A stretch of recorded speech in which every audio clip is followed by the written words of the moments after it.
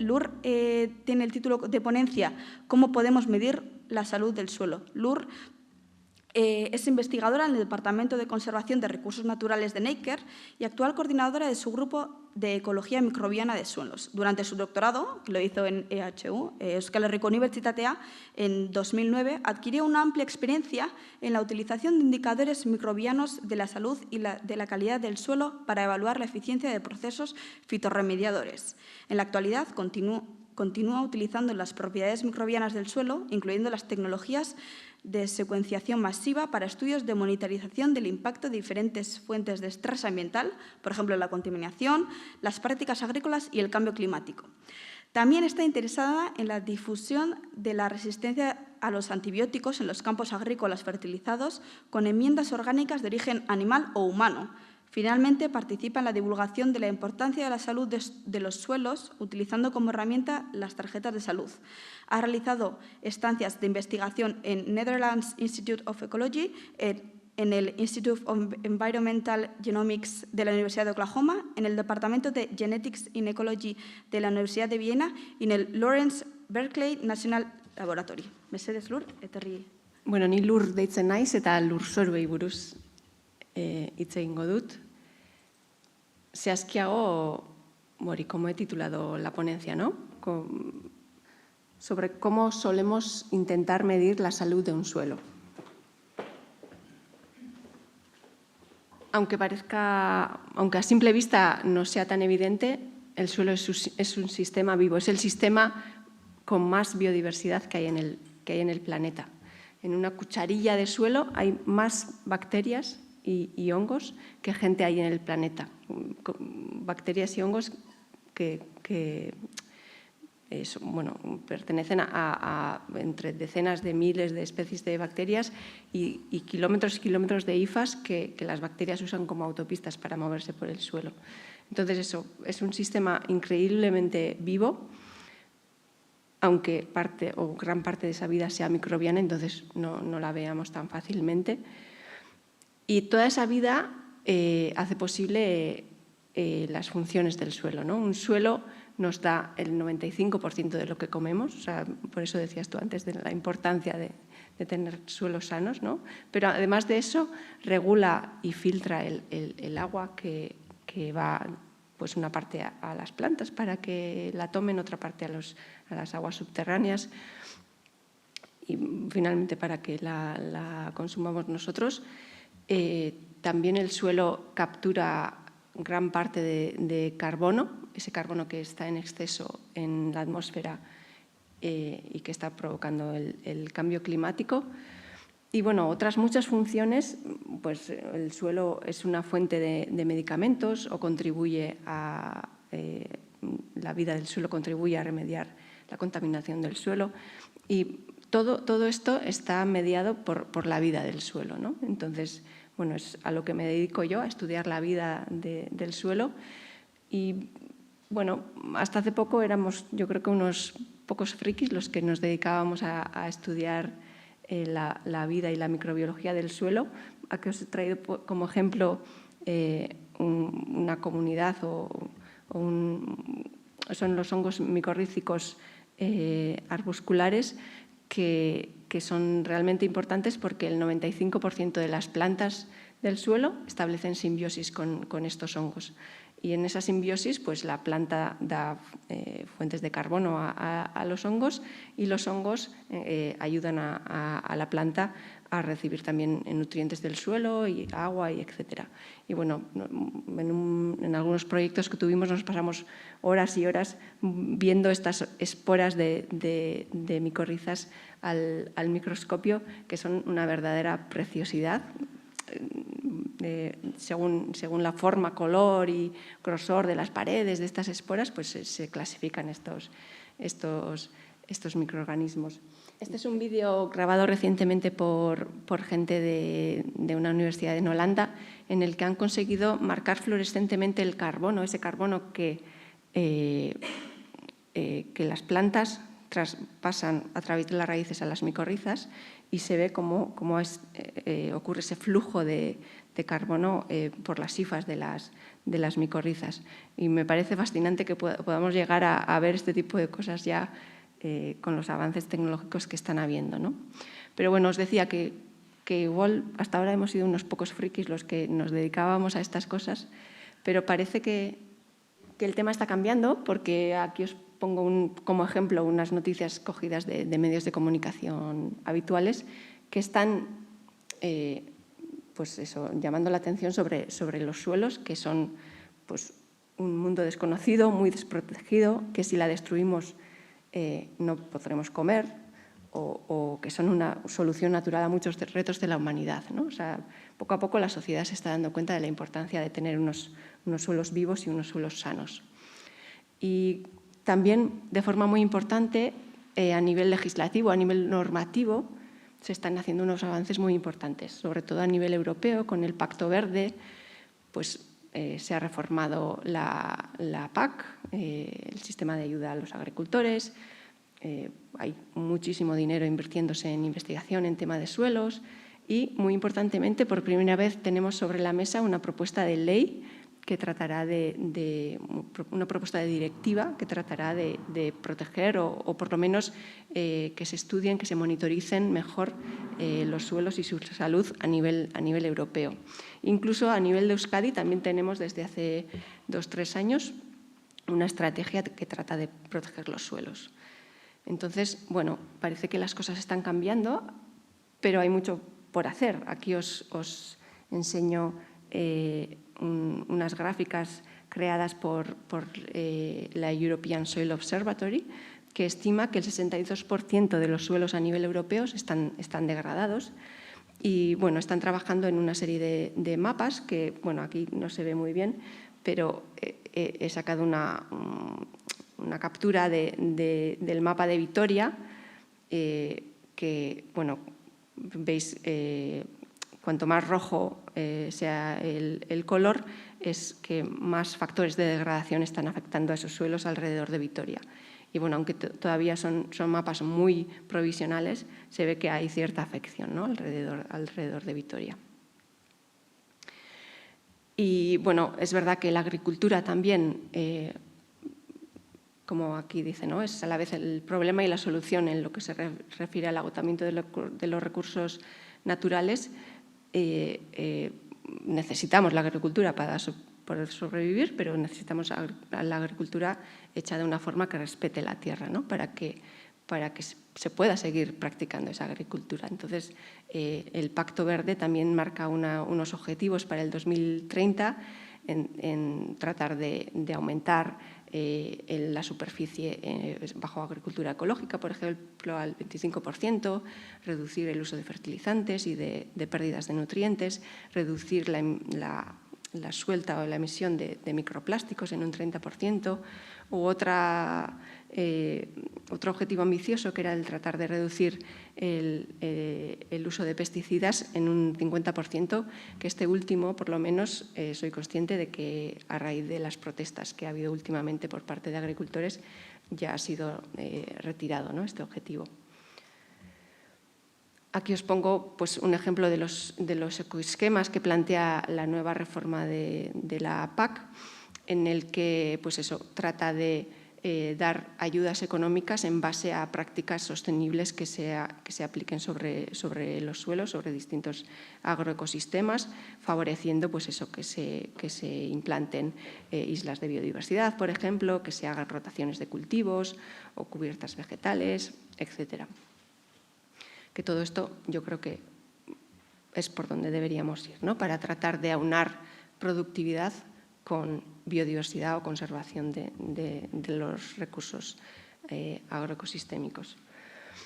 Es verdad que todavía hay un gran debate entre cómo deberíamos gestionar nuestros hábitats, ¿no? Pues de si deberíamos hacer una agricultura muy intensiva en espacios muy pequeños y dejar el resto para hábitats naturales, o el tratar de que esa agricultura se extienda en superficie, pero que sea de menor impacto. Hay un debate entre el land sparing, lo que se dice, y el land sharing.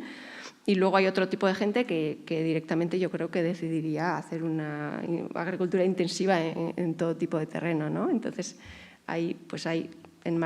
sigue un debate muy importante, pero lo que está claro y es en lo que trabajamos nosotros, es que hay ciertas prácticas que benefician la salud del suelo y otras que son perjudiciales, ¿no? Por ejemplo, pues, el uso excesivo de fertilizantes minerales o de pesticidas, o el laboreo con maquinaria pesada, o el utilizar monocultivos, o el dejar suelo desnudo. Puede ser perjudicial para la salud del suelo. En cambio, pues el utilizar enmiendas orgánicas o el practicar prácticas de agroforestería o el combinar rotaciones o intercroppings de cultivos o pues, maquinaria más ligera, pues se está viendo que son prácticas beneficiosas para la vida del suelo y para su salud. Entonces, aquí os he traído como ejemplo un proyecto en el que estamos trabajando ahora, en el que participan distintos proyectos alrededor del Mediterráneo, en el que estamos probando en distintos cultivos, en viñedos, en maizales y en plantas aromáticas, este tipo de prácticas sostenibles para ver cómo están afectando a su biodiversidad y así poder elegir prácticas que no solo beneficien la productividad del cultivo, sino que también traten de mejorar su biodiversidad. Y aquí estamos trabajando, bueno, yo estoy estudiando sobre todo utilizando métodos genéticos, lo que os comentaba, la vida microbiana y no tan microbiana del suelo, porque estamos abarcando también la fauna y las lombrices en particular. Y colaboramos con un grupo francés que estos ya, utilizando microscopios, estudian la macro y mesofauna del suelo, pues hormigas, arañas, escarabajos y, ¿cómo son? Springtails, no me sale ahora. No. Ay, no me sale.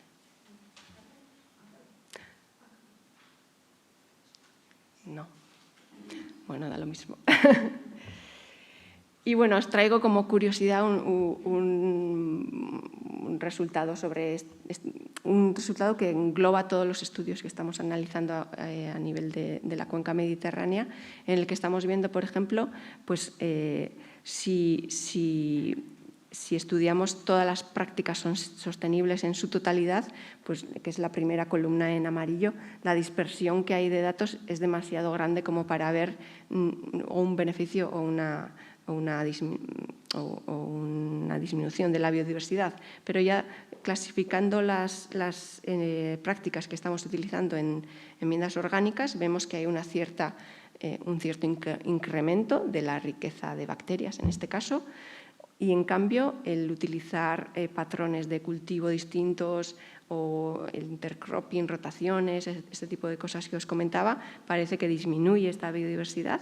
Y el aplicar bioinóculos, práctica que también se está extendiendo mucho últimamente, que es el inocular microorganismos externos al suelo agrícola, pues parece que en este caso, en las pruebas que hemos hecho nosotros, no está teniendo un impacto significativo.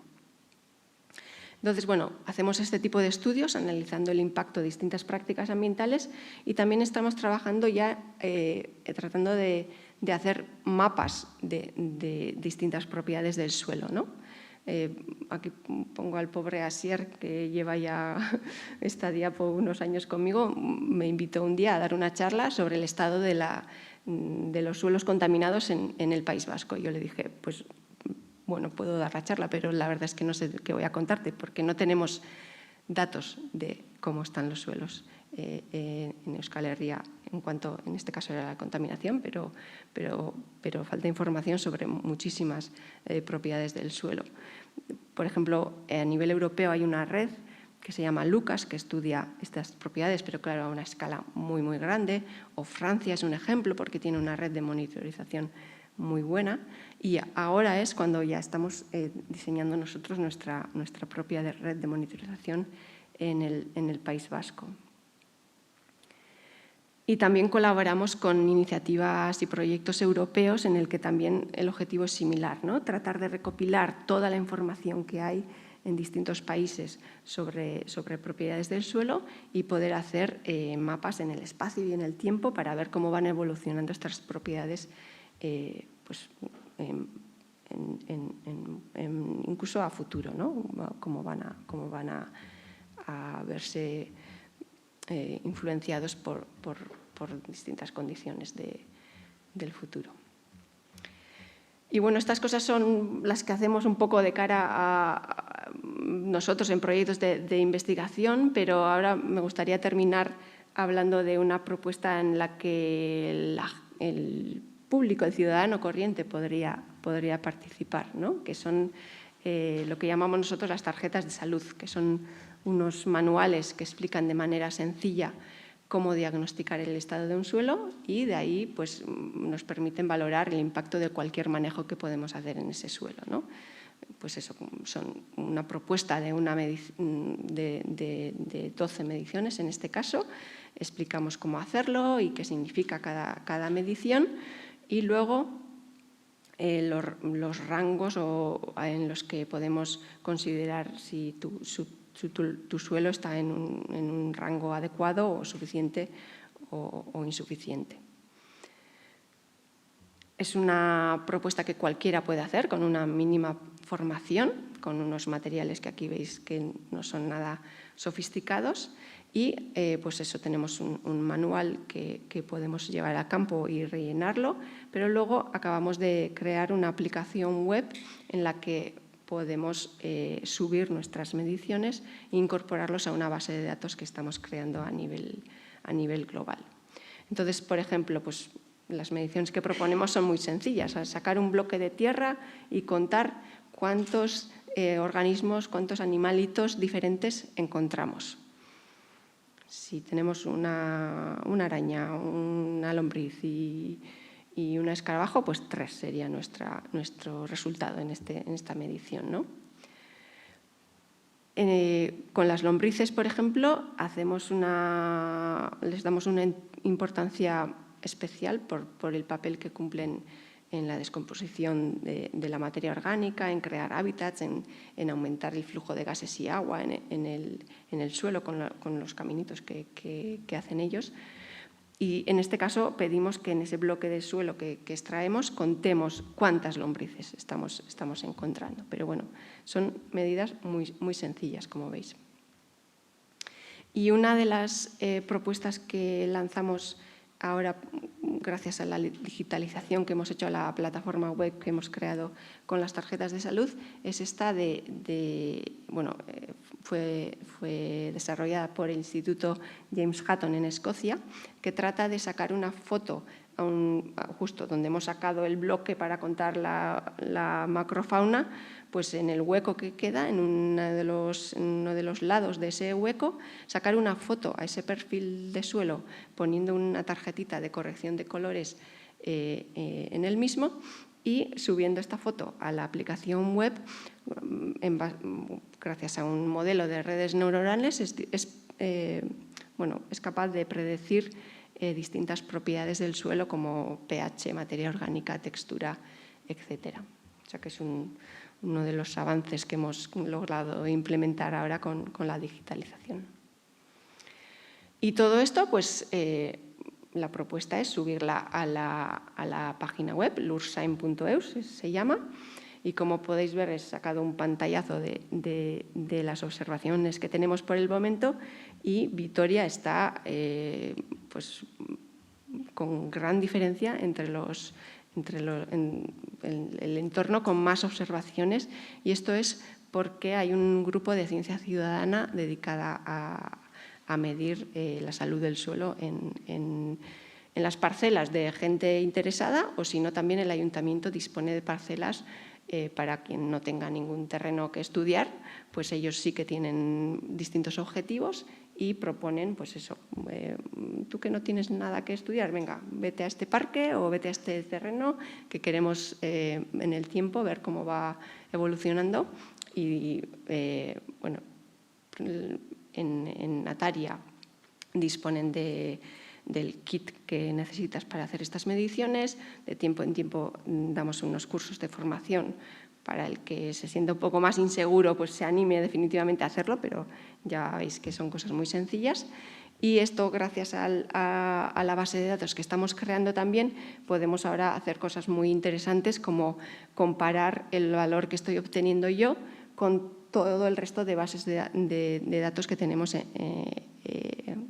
acumulados, ¿no? Pues, por ejemplo, en este caso es la materia orgánica, pues puedes ver si estás pues eso, en un rango mucho más bajo que lo habitual o donde suele estar la mayoría, y esto te puede dar una idea de, porque al final no hay unas concentraciones buenas o malas, cada suelo es como es y puede que funcione bien con las propiedades que tenga. Pero bueno, una pista te puede dar el decir, estoy en el percentil 90 o en el percentil 5 de materia orgánica. O sea, la mayoría de los suelos tienen mucha más materia orgánica que el mío. Pues igual puedo intentar hacer algo para mejorar eso, ¿no? Esa es un poco la idea. Y bueno, ya termino tratando de animaros un poco más a medir la salud de vuestros suelos, comentando este estudio que me parece muy interesante, que de momento está hecho en ratones, pero que expusieron estos ratones a suelo con distinto nivel de biodiversidad y vieron que los suelos, o sea, que los ratones que comieron, porque al final nosotros también todos los días comemos, no sé si un par de gramos de suelo que está pues, suspendido en el aire, ¿no? Pues los ratones sometidos a suelo con mayor biodiversidad mostraron menores niveles de ansiedad, probablemente debido a una bacteria Cleonotris silovides que se instaló en su tracto intestinal y que tenía propiedades ansiolíticas y que le reducía los niveles de estrés. Entonces, bueno, pues puede ser otra de las ventajas de estudiar suelos, ¿no? que nos repercute directamente también en nuestra propia salud. Entonces, animaros realmente a uniros al grupo de al grupo de Ciencia Ciudadana de Conservación de Suelos y así termino. Espero que a partir de ahora miraréis un poco distinto al suelo.